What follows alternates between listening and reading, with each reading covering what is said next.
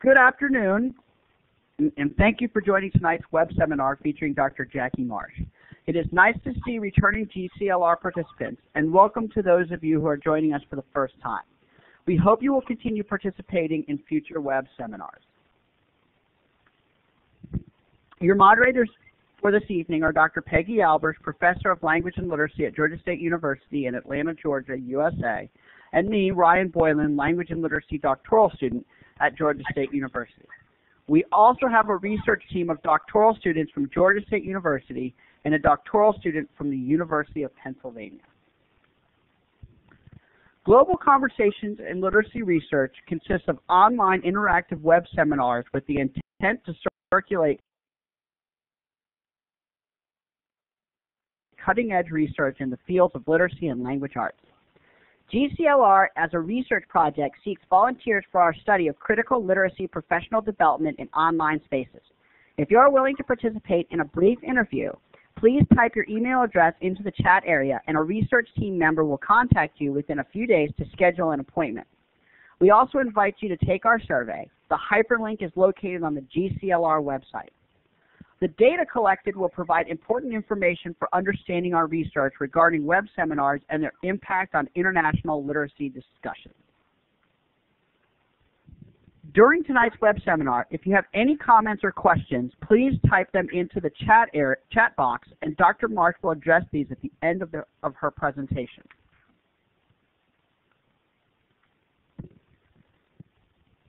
We would love to know from where you are participating in tonight's web seminar, so please use the star tool located to the immediate left of this slide and click your location on the map.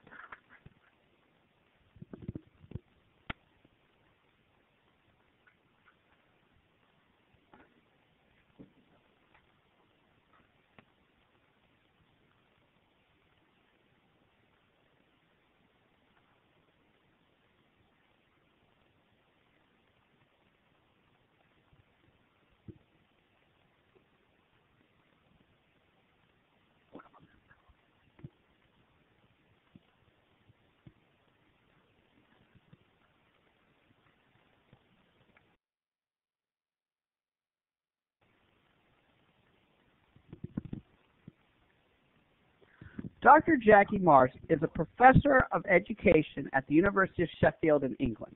Dr. Marsh's research focused on the relationship between childhood cultures, play, and literacy in the digital age. She explores children's access to new technologies and their emergent digital literacy skills, knowledge, and understanding, and the way in which parents, carers, and other family members support this engagement with media and technologies.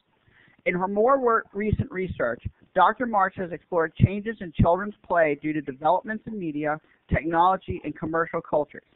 She is the author of a number of books that address young children, play, and digital literacy, including Changing Play, Play, Media, and Commercial Culture from the 1950s to the present day, Children's Virtual Play Worlds, Culture, Learning, and Participation, and Children, Media, and Playground Cultures, Ethnographic Studies, and of school playtime. Tonight's seminar draws on data from a number of studies of young children's aged birth to 8 literacy lives in the United Kingdom in order to consider the nature of their online literacy practices over the past decade and to examine some of their current practices.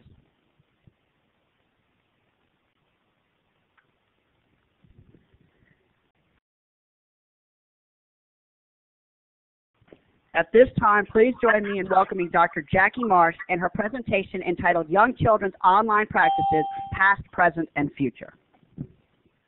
Hi. Okay, so can you hear me okay, yeah? So thank you very much for inviting me. I'd like to thank Peggy very much for inviting me to present to you today, and I'd like to thank all of you for taking the time to participate. I will explain. I'm on a very small laptop, so I'll have to put my glasses on later to see what you're writing in the chat forum. So what I want to do today is reflect on the changing nature of young children's online practices as we move ever more steadily into the digital age. And I want to contrast children's play, literacy and media practices in the past. I want to go a little bit past the beginning use of the internet to the 1950s, because that relates to some recent work that I've done. But then look over the past decade in particular to children's early years in internet use, and then thinking about the online practices that children today are engaged. And then at the end of the presentation, just want to look ahead to think about what some of the challenges that might face those of us who are trying to understand this area. What will those challenges be for us? So that's the aim of the presentation. So if I move on to the next slide.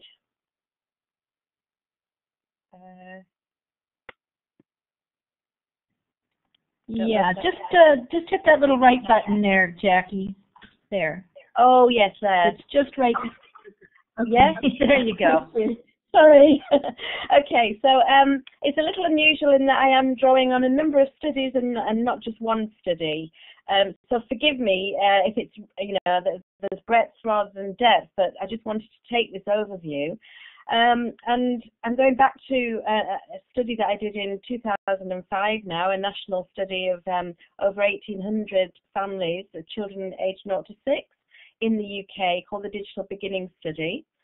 I'm also going to draw on a paper that I've recently written, looking at the audience reception to the Disney film, Davy Crockett, which was released in the 1950s, and contrast that with the audience reception to Frozen, which was released very recently.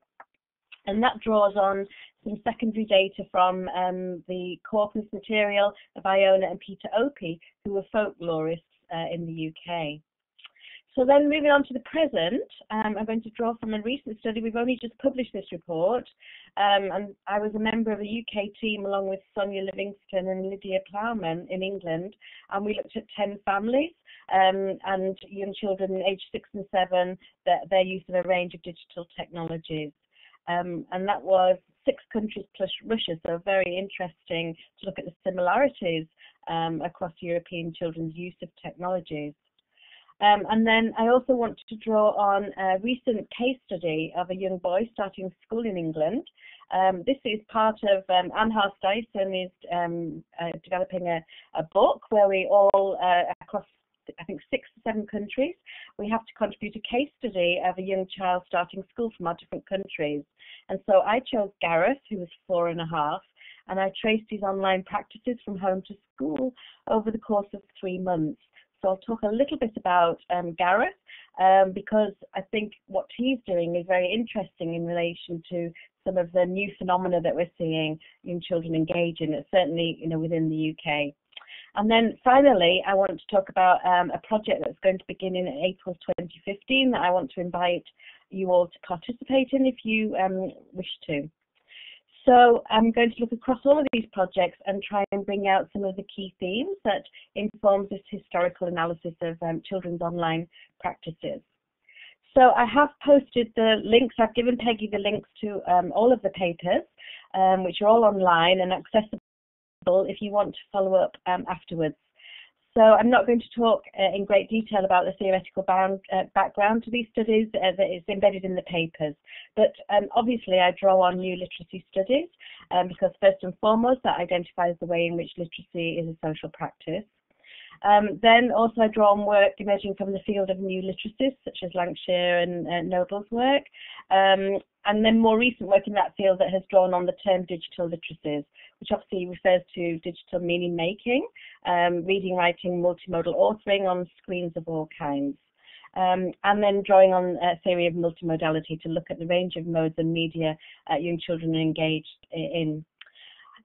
Obviously also draw on the work of a range of people, James and so on, in childhood cultures, but in the more recent studies looking at child law, so that is the childhood practices that are transmitted orally and multimodally in playgrounds and streets. So that's been informing some of my recent work, thinking about the continuities and discontinuities in play and literacy over time.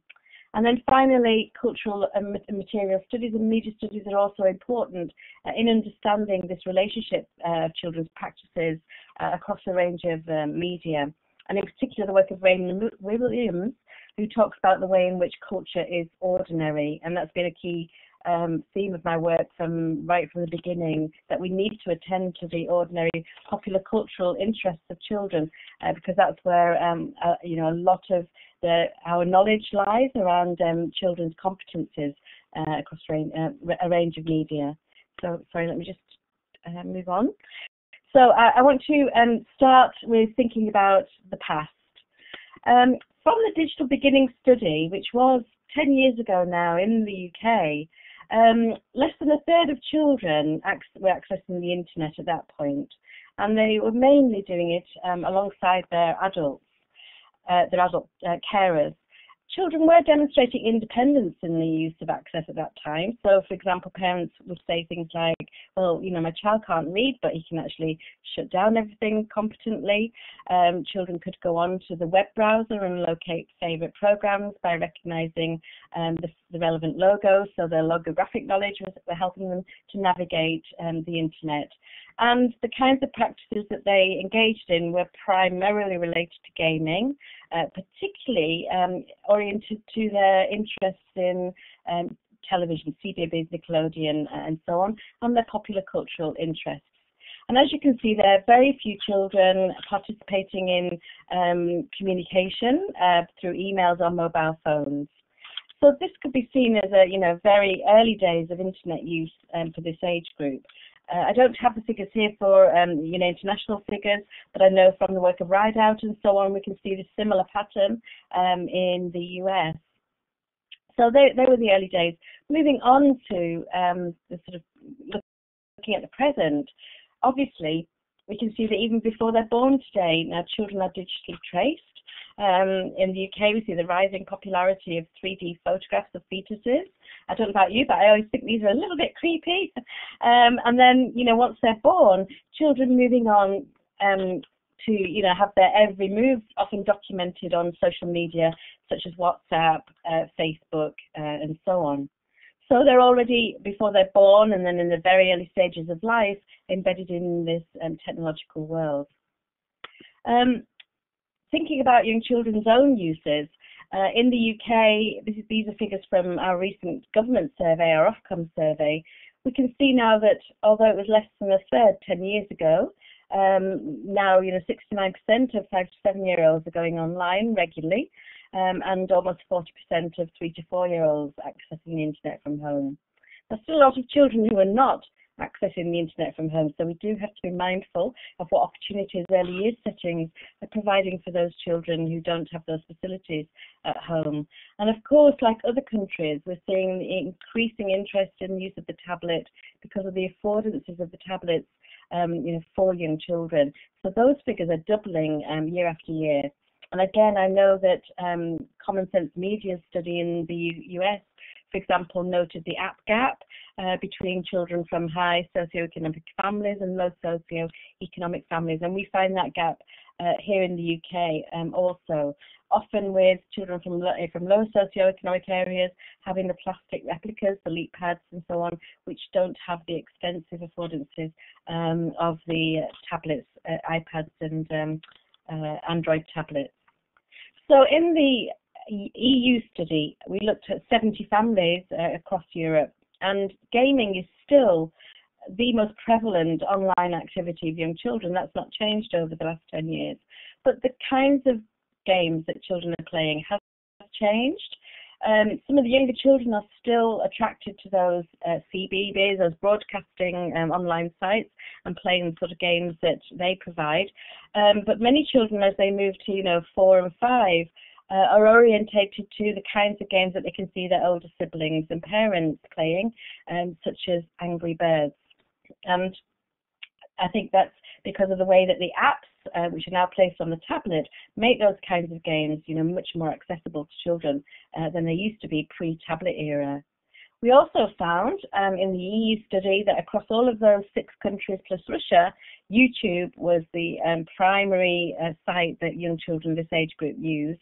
Again, that's probably no surprise to many of you, and that they were watching music videos, cartoons and so on, but also quite eclectic interests that were related to often, family interests that were pretty particular to those families.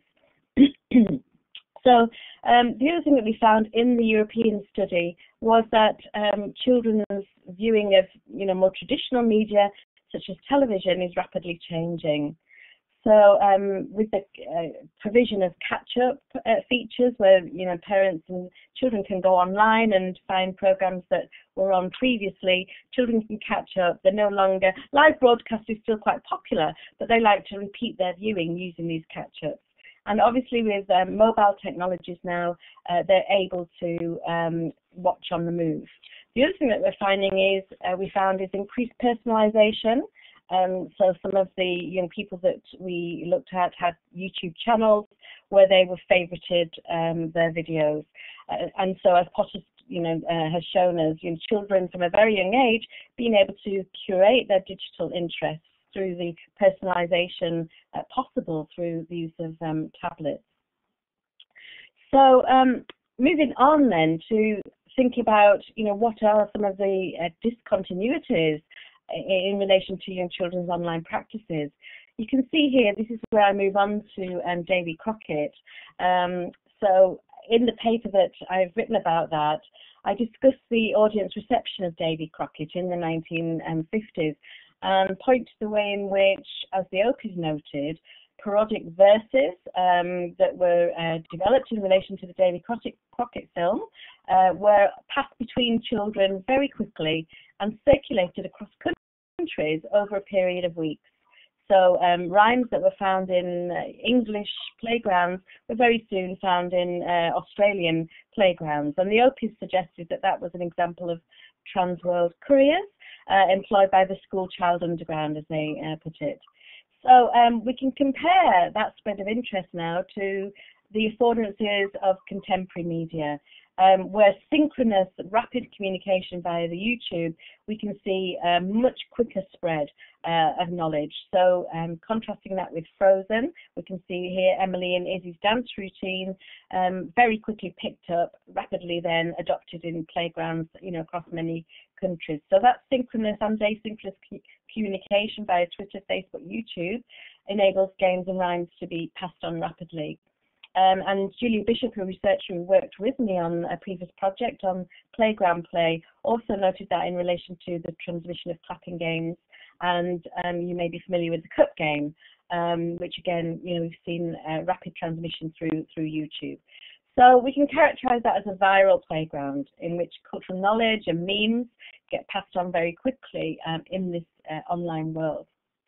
So moving on then to think about other changes. Of course, some things don't change. So this sort of brandscape that we can see in children's lives is nothing new. So here in the 1950s, we can see with Davy Crockett that over 3,000 items were produced and marketed in relation to that film. So that's not much different from the kinds of narrative structures we see in children's play today. What's different, obviously, is the way in which media and online media play an important part in children's mediascape. So drawing from Akajuri, that notion of mediascapes. So these are the media artifacts and narratives that inform children's imaginary in the digital age. So this is Gareth, the child who I told you about. I undertook a case study of Gareth over 3 months, and Lego was one of his main interests, as can be seen here. But as was the case with Davy Crockett, Gareth was able to own a range of toys and artifacts that related to his interests.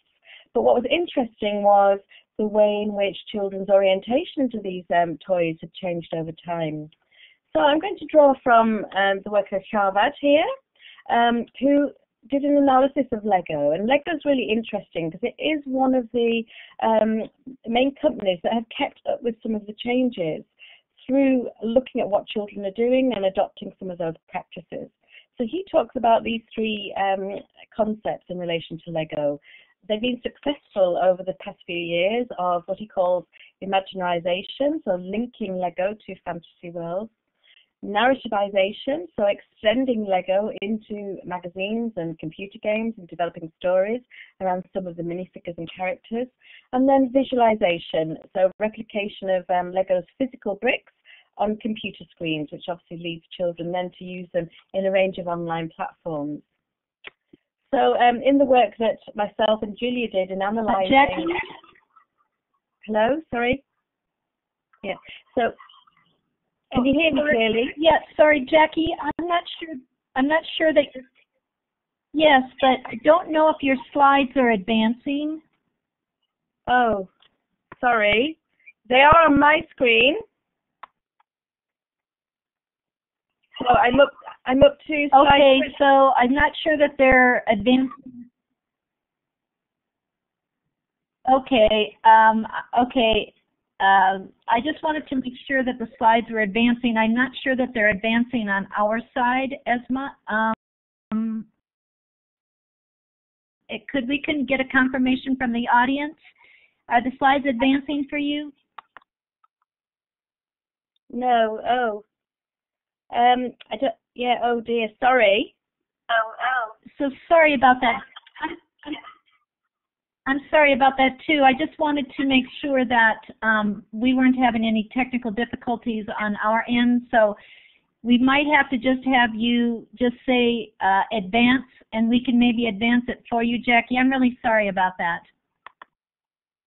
Okay, no problem. So I can see that in the chat, people are saying that the ultrasound image is on now, and well, that is quite an early slide in the talk. So I don't know if any of the moderators are able to advance the slides for me at all, because I'm on one now, slide 24, I think it is.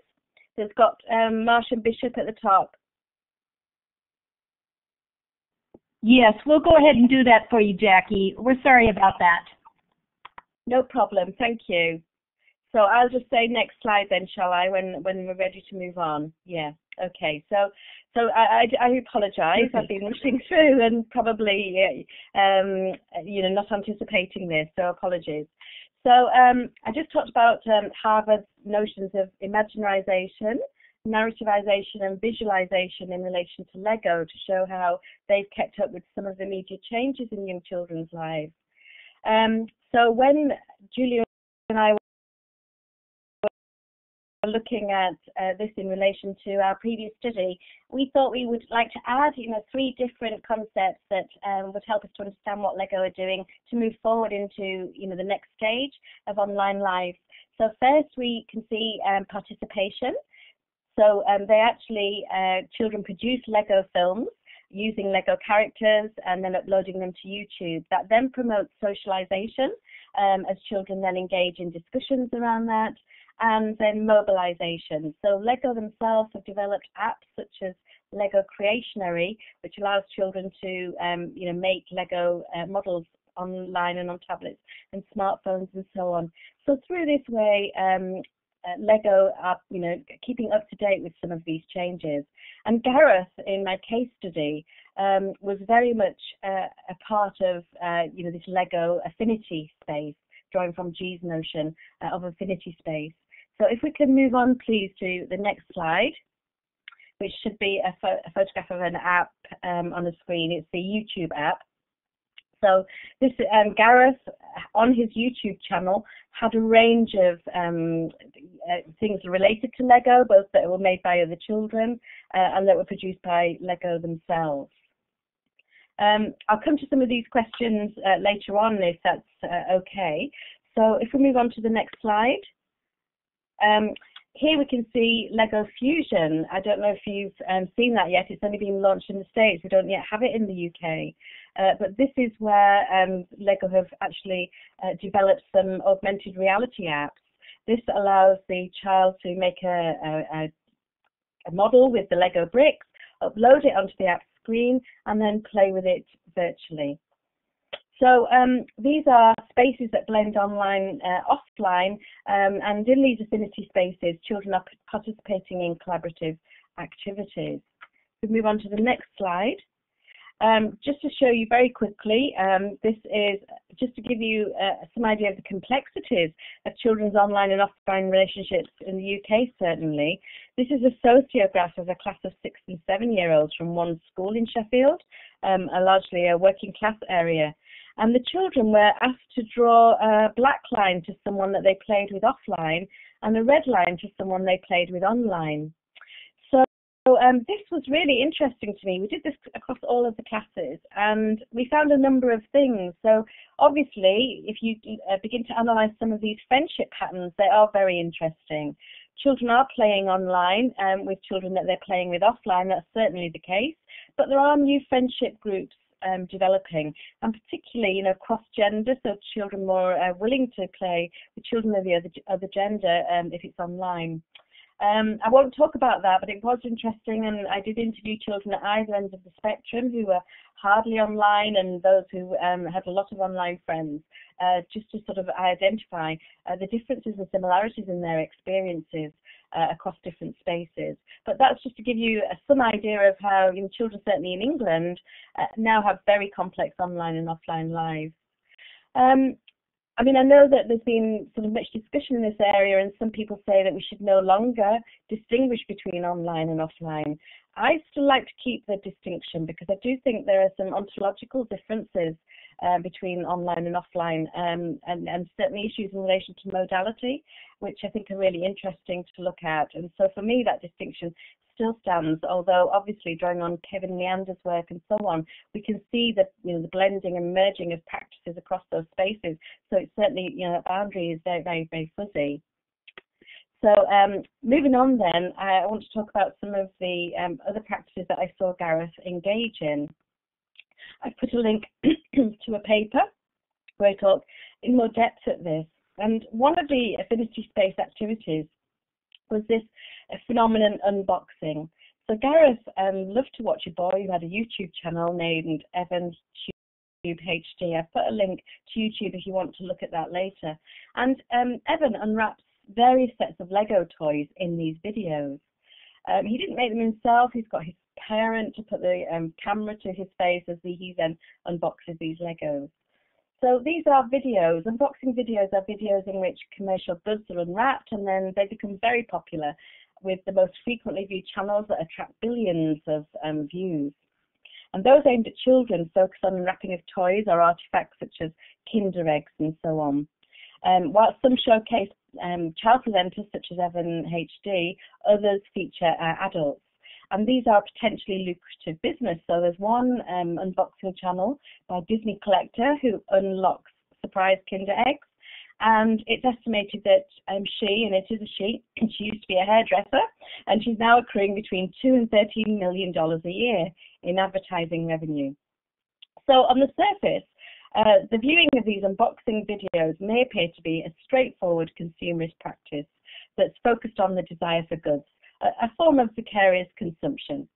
But observing and talking to Gareth and his mum, I felt that there was much more to it than that. So in the paper that I sent a link to, I've suggested that we might see this practice as participation in an affinity group, where the child is constructed as a cyber flaneur, drawing on the concept of flaneur that Baudelaire developed. So in the 19th century, the flaneur was someone who strolled the streets of 19th century Paris, enjoying the sights but not necessarily purchasing goods. So here the children are cyber flaneurs, and lots of people have written about this concept of cyber flaneur. And so it's not a project of vanity. The flaneur in 19th century Paris often wanted to be seen shopping. Here the child is obviously invisible if they don't chat on the YouTube channel. So it's not so much that they are wanting to consume. Gareth's mum talked about him not actually wanting to purchase these goods that he saw being unboxed. It was more about participating in this affinity group with a child who also enjoyed his passions. And I also think there's something aesthetic about these videos as children hear the crinkle of the paper unwrapping and so on. And it might then remind children of their own unwrapping of presents. And so the role of memory and affect could be important. So these are a huge phenomenon in very young children's YouTube use, which I think is of interest. Next slide, please. The other, Gareth also participated in virtual worlds, and I'm not going to talk much about this because I've written a lot about this, as has Karen Walwend and her team. So these are virtual worlds where the child can take on an avatar, and in Club Penguin, the Disney virtual world, the avatar is a penguin, as you can see here. So what's interesting about this phenomena is not so much although it is very interesting what children are doing on online spaces, but I'm also interested in this peer-to-peer cultural production that we can see through the unboxing videos, but also in the development of a whole range of artifacts that link to their affinity groups. So, for example, I've also been studying Club Penguin machinima. Machinima is a conflation of the term machine and cinema. And so they're films made in virtual worlds and computer games using screen capture software. So, I mean, children have always produced text for other children, so we know it was a well-documented feature of the Brontes' childhood, for example. But now the online world enables this peer-to-peer sharing of text to be more global and instantaneous in nature. So these Club Penguin music video producers, CPMV, they vie to be the first one to release the latest song here, the Let It Go, the Frozen song. And so we saw a number of those releases that was linked to the film. And so those productions are an example of children's creative digital activities with music. They might make videos with soundtracks and upload films of themselves, or they may create and circulate ringtones and so on. Small uses the term musicking to characterize people's everyday engagement with music. And so I think we can see these social networking practices, we can characterize them as vernacular digital musicking of young children. Of course, moving on to the next slide, the ladder of opportunity, we can't assume that all children are uploading and creating their own videos. So here, drawing on the work of Sonia Livingston and her team in the EU Kids Online study, you can see that they developed what they call a ladder of opportunities, which show how progressively fewer children are engaging in some of the more, we might see it as productive uses of the internet. So whilst 100% of children who are online play games and do schoolwork, as they move up the ladder, we find fewer children, 86% of children, for example, watching video clips online, 75% of children using social networking, 56% of children playing in virtual worlds with others and so on, and then just 23% of children being sort of music producers, digital music producers, as we saw with CPMV. And that's a figure that's even lower, I think, with the children under 8. So certainly in the school that I showed you, the online-offline map, we found only 10% of the children were reporting they were uploading their own films to YouTube. So one of the things I think about digital access and equity is allowing all children to develop these kinds of productive skills, which are going to be so important for the future. So it's even more important for early years settings to be helping children to be able to develop these skills. So if we move on then to the next slide, which should have a Skype and a child on a smartphone. You can see that. So I just want to talk briefly about the changes, that discontinuities that I've seen in children's communicative practices with families. So 10 years ago in the Digital Beginnings study, a few of the families did discuss using Skype to contact distant family members, particularly the immigrant families who used Skype to contact their parents back home, so diasporic uses of Skype. But in the European study of 70 families that we've recently completed, obviously Skype was still used, but also alongside FaceTime, and the mobility of the smartphones meant that children were able to, engage in communication with their families instantaneously often. And often play and games would be part of this, so children playing hide and seek and so on, as they engaged in communication at a distance with their families. So moving on to Facebook, we also found, quite surprisingly, that in the school that I'm focusing on, we asked 77 5 to 8-year-olds if they had their own Facebook page, and almost a third of them did, which was surprising because, as you know, only children and people aged 13 above are supposedly meant to go on Facebook, although we know that children from 9 onwards go on it. But when I talked to children about what they were doing on Facebook, it seemed heavily mediated by parents. Parents had set up the Facebook pages, and they were often used to join in with, if you can move on to the next slide, please, They were often used to have the child join in with some of the virtual world games that you can find on Facebook, such as Farmville. Also, children were using it to look at photographs of family members and so on. I think there's a lot of work to be done with parents here, because I do feel that for some parents, they perhaps didn't understand the way in which children could be targeted through the online gambling sites in these social network spaces. But nevertheless, I don't think we should need to close down. Parents were really genuinely wanting their children to be part of their family digital literacy practices in using these sites. And then finally, what we saw in the EU project, if you go on to the next slide, please. Tablets are playing their part in increased interactions between family members. So children able to cluster around tablets and collaborative play. So this is one family I interviewed, for example. All 4 siblings collaboratively played Minecraft. They each have their own island. Sometimes they played it on their own and sometimes collaboratively. And it fitted around their daily family timetable. So if we move to the next slide, please. As Emmy Vold has said, then, play in this way is domesticated in the double sense of the word. So it's brought into the home, but also subordinated and subjected to the norms of the family in the home. So I'm just going to close now by thinking about the future. So if we've looked at the changes in children's practices over time, what can we anticipate in the next few years? Inevitably, as we look to the future, we also see that some of these things are happening already. So I think due to GPS technologies, we can see probably more active use of some of the apps such as Hidden Park. I don't know if you've come across this, but this is where you can, using QR codes, develop an adventure in your own local park that you then use on a smartphone to access. So if someone's been there before it, other family stories come up in your smartphone. This kind of thing is also being used now in Canada. So those of you from Canada may be familiar with the next slide, story mobs. So whereas we've seen flash mobs used for entertainment and political purposes, they're increasingly used in children's worlds. So here, a group known as story mobs put on interactive story performances for children based on picture books, in this case, Where the Wild Things Are, that are then promoted through social media. And then, so they turn up in the local park and through social media advertise it and the families turn up. And I think we'll see those kinds of initiatives becoming more widespread as families do embed social media into their lives, particularly in some countries.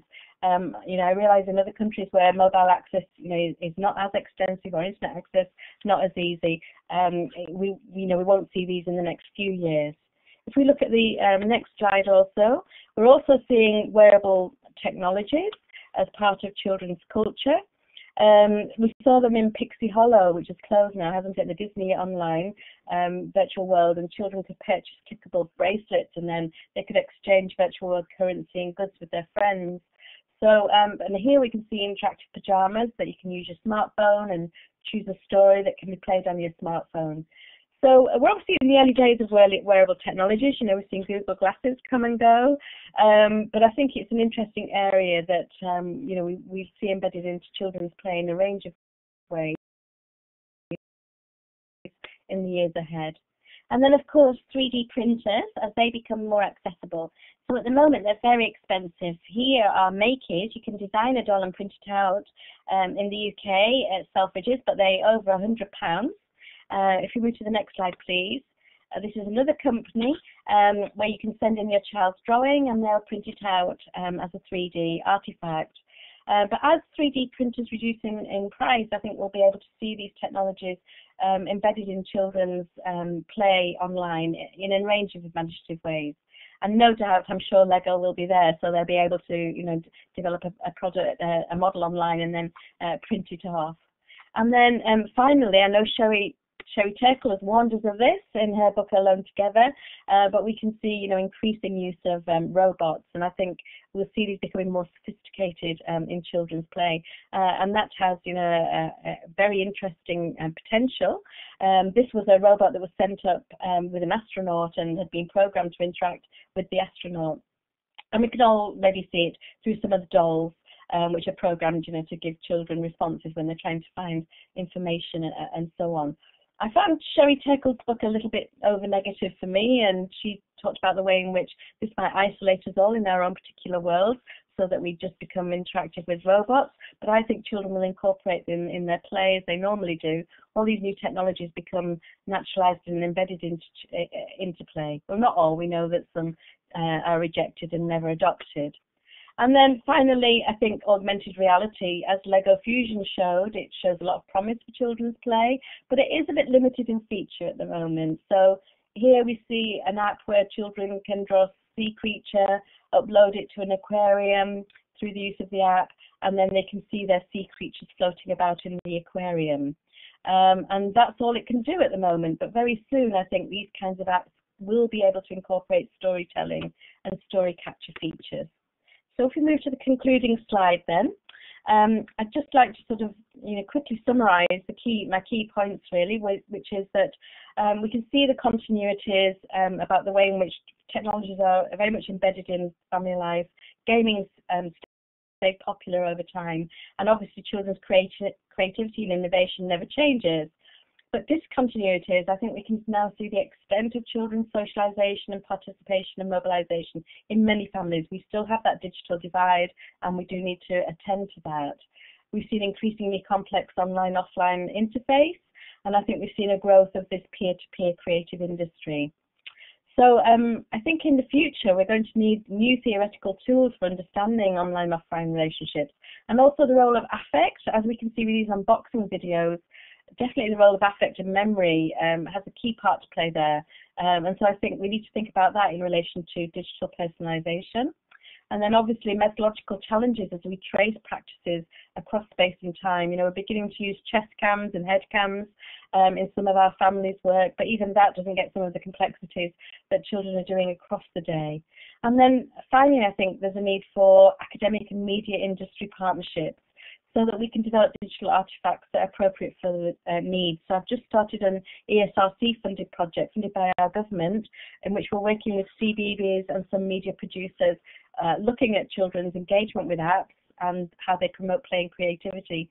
So it'd be interesting to see if through that partnership we can develop a greater understanding of the kinds of developments that are needed in apps in the future.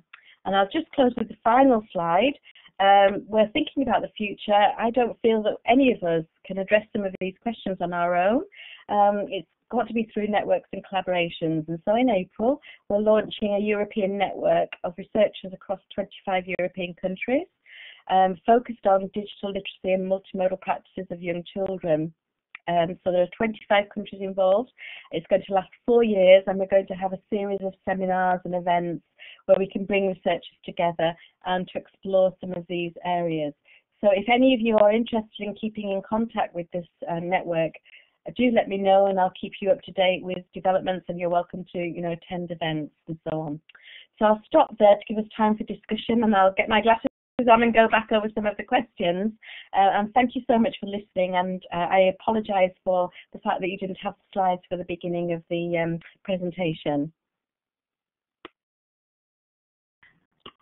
Thank you so much, Dr. Marsh. That was an incredible talk, and it certainly generated a number of very interesting questions for sure. One of the questions from our audience members asks, do you see a shift in gender identity, or are there traditional gender roles that are now shifted as a result of digital play? Do children, boys and girls, play with girls and boys in the same way, or have you noticed anything in terms of gender? Yeah, that's such an interesting area. I have noted with our when we looked at young children's online friendships, we did notice that, so we did a study, it was a few years ago now, I think we finished it in 2011. We spent 2 years looking at children's play in playgrounds and then traced their friendships online as well. And we found that in the playgrounds, unfortunately, there was still a lot of stereotypical gender play, so girls would cluster with girls in general, not all, we can't generalize.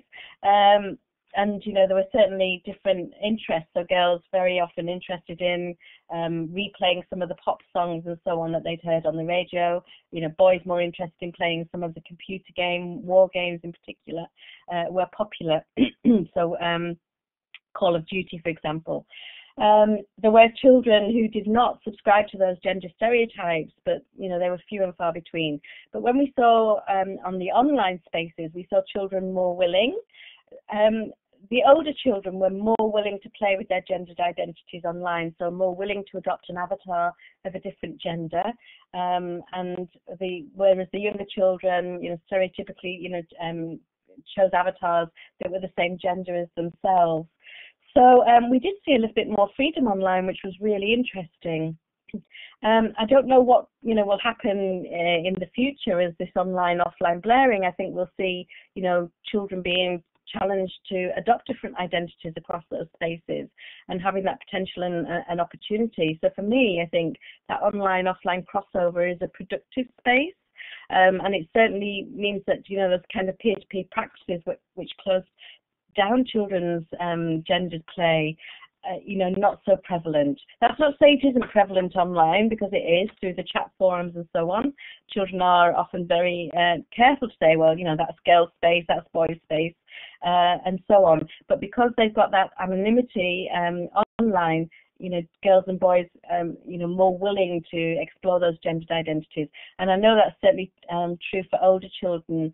There's been some research in America around, actually I can't remember the name of the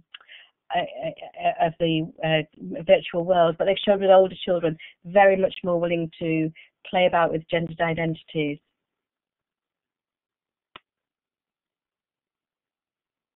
Thank you. We have another question that's a tad bit similar, and one of our audience members asks, several years ago I used your one-way traffic research to similarly look at classroom and home literacies. Do you see classroom evidence of children's cultures? Also, this audience member is interested to know how interested in this aspect of children's lives are teachers generally, and in particular children who struggle with literacy. Yeah, that's another interesting area. I've definitely seen changes over the years, I'm pleased to say. So that when I first began this work looking at children's popular culture interests, I began actually as a master's student and set up a Batwoman role play area and looked at how children responded. And I remember going to conferences to talk about this, and teachers being quite shocked that we would want to introduce superhero play. And then of course you've had the work of Anne Dyson in the UK. She's looked extensively at this, long before the rest of us were. So because I think we've got that long-standing tradition in relation to superhero play, we certainly see that much more accepted in classrooms. What we don't see is the acceptance so much of children's digital practices, so their use of computer games, the use of virtual worlds, and so on. For many teachers, these are practices that they might not be familiar with, and certainly there's a concern that children are spending a lot of time digitally outside of school, and therefore if they incorporate these into the classrooms, parents might be critical, and so on. So there are pockets of fantastic practice. So we've got teachers using Minecraft in the classroom productively, all kinds of computer games, as the way Catherine Beavis in Australia has shown. It's teachers are growing in this area. But I would say for children in the early years, we still see some antipathy, I would say, towards children's use of virtual worlds, and through the watching things like unboxing videos. So, a lot of criticism that this is just about children's commercial cultures and their position as commercial agents in the world, rather than thinking it through in terms of affinity groups.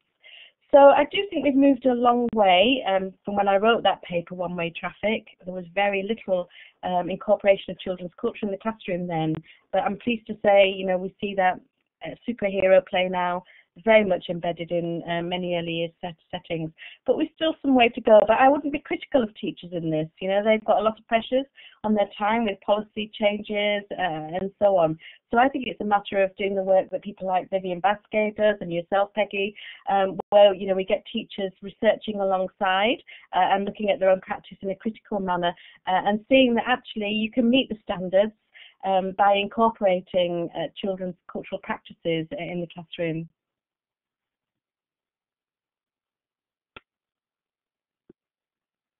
Thank you, Jackie. We have another question, of course. There's the question of access, and I know you mentioned something a little bit early, but could you talk a little bit more about how do we handle the equity issues, one of our audience members writes.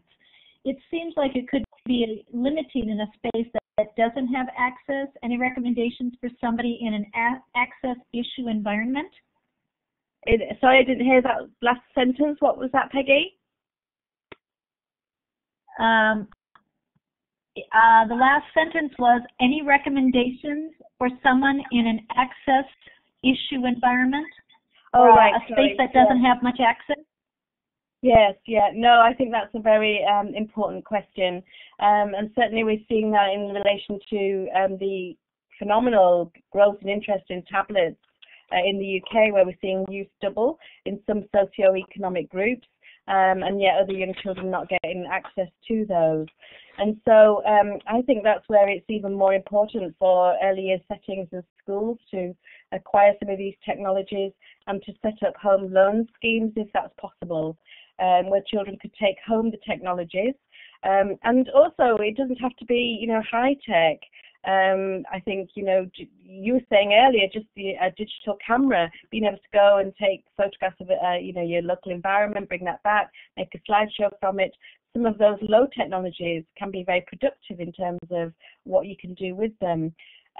Most families now, I don't know what the international figures are, but I know it's growing, use mobile phones and smartphones.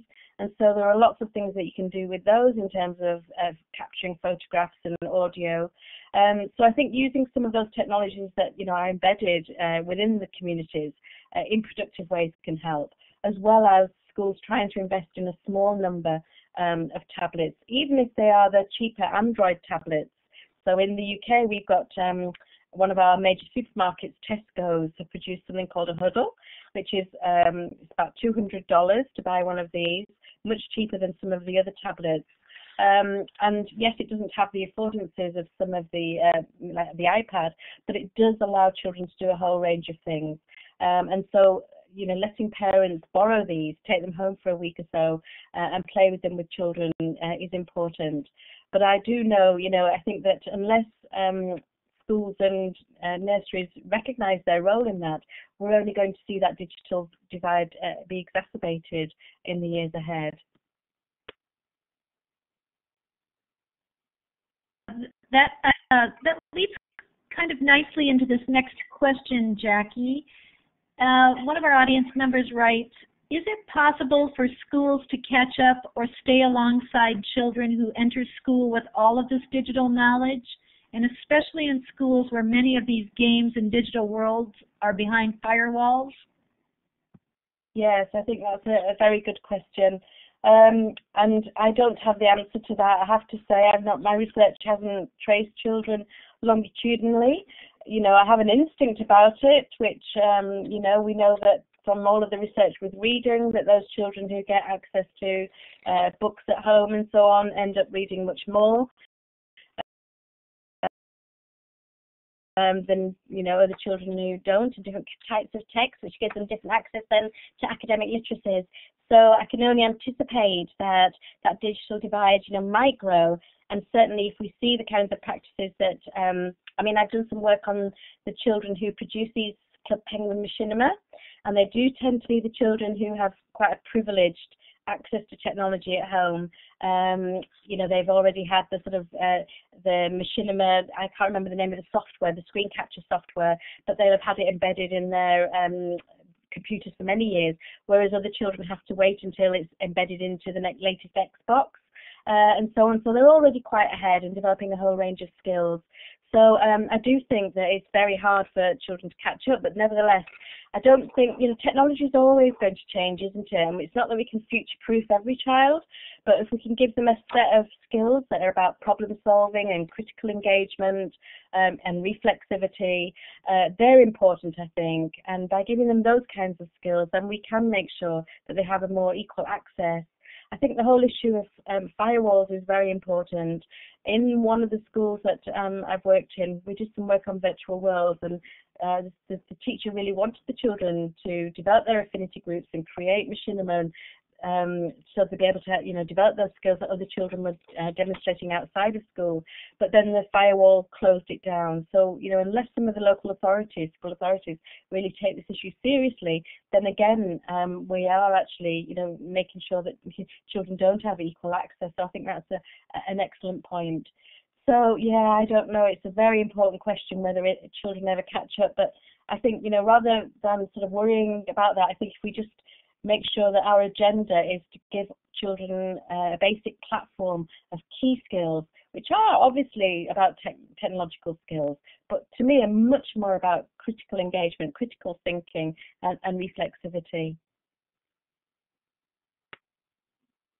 Well, we have time for one more question, unfortunately, but this question is from some of our researcher audience members, and they ask, what Jackie is, sorry, I lost my question. I'm sorry about that. What data analysis methods are good for those researchers, young researchers especially, who are attending tonight? If they want to study digital practices, what do you recommend? How could they, what analysis tools? Well, a whole range of tools, obviously, are relevant for different questions.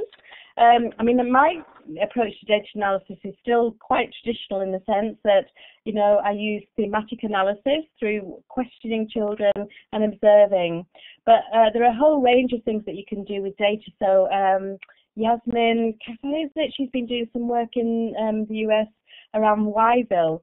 And there's been some very interesting work on analysing data logging, looking at what children are doing and when, and clustering their networks and so on through the use of software. So I think there's a whole range of ways in which we can track children's online activities in ways that I haven't.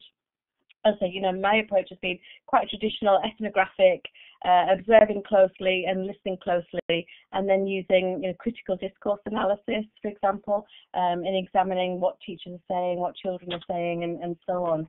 I think also there's some interesting developments in multimodal analysis. So Julia Bishop, the researcher that I worked alongside on the Playgrounds project, did some really fascinating multimodal analysis of children's clapping games, so that she was able to trace in very close detail how children were passing on the rhyme and rhythms of clapping games, not so much orally, but through nuances in body language, hand movements, and so on. So I think, the work that's in London, Kerry Jewett's work and so on, in terms of looking at how we might break the modes down, looking at clusters of modes and how those modes interact, are very important. So they're the key ones that I would use, but I do think that we do have challenges in this area, particularly tracing children's practices as they move across online and offline spaces. And so for me, it's the approaches to data analysis. They need to be linked very clearly to the kinds of theories that can help us, unpack some of that. So I'm thinking of the work of Kathy Burnett and colleagues, where they talk about this notion of immateriality. We have to think about what's material and what's immaterial as we trace practices across online and offline. So these are very interesting areas that I'm hoping this COS network, we can engage in some of this discussion in the years ahead. So please join in that network and engage in that conversation with us.